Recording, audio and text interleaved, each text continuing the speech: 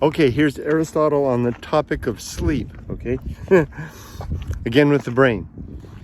It is the brain again, or in animals that have no brains, the part that analogous to it. So he thinks that animals that don't have a brain, that as we would find them, might have, he's thinking namely of cold-blooded creatures, they might have something that is analogous to a brain, but it's not a brain. But just what that is not certain. So, and then he excludes octopus, because octopi clearly have something that looks like a brain, but he's not so sure about that. So, I'm not laughing at Aristotle, and not by any means. I'm just finding it interesting that the perspective draws out the humor. Imagining, trying to put myself in the place of a man, over 2 centuries ago, trying to figure out the world, who's actually trying to figure it out. It says, so it is the brain again, or in animals that have no brains, the part analogous to it, which is the cause of sleep. For either by chilling the blood that streams upward after food, or by some other similar influences, it produces heaviness in the region in which it lies, which, in parentheses, which is the reason why drowsy persons hang their head.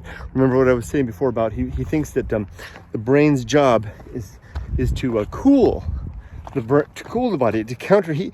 Come on, Ollie, we're not there. He's mistaken. He thinks that we're at the junction. We're not there yet. A little farther up. Come on. Aristotle believes that in counterpoints, right? That there are 2 extremes. That one extreme should be kind of countered with a secondary extreme, with something to the opposite, so that they can find the mean, as he says. So he says elsewhere. He says, "For in the mean and not in either extreme lies the true and rational position." Quite profound in that regard. Okay, the dogs aren't going to go. Let me finish.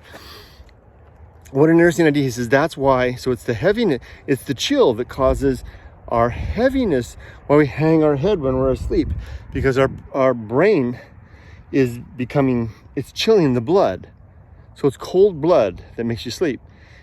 So again, with that part, for either by chilling the blood that streams upward after food, or by some other similar influences, it produces heaviness in the region in which it lies, parentheses, which is the reason why drowsy persons hang their head, end parentheses, and causes the heat to escape downwards in company with the blood.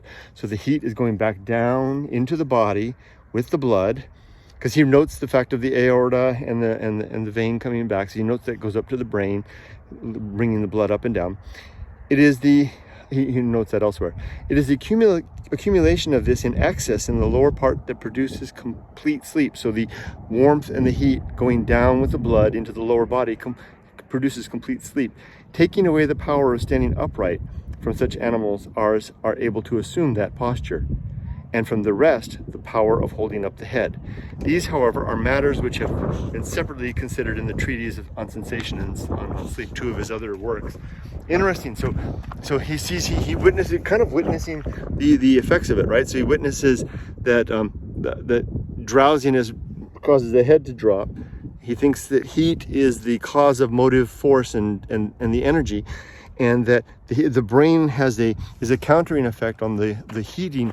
The heat generates from the heart. He doesn't quite figure out that comes from digestion, or more appropriately, in the cells, generating heat through nutrition.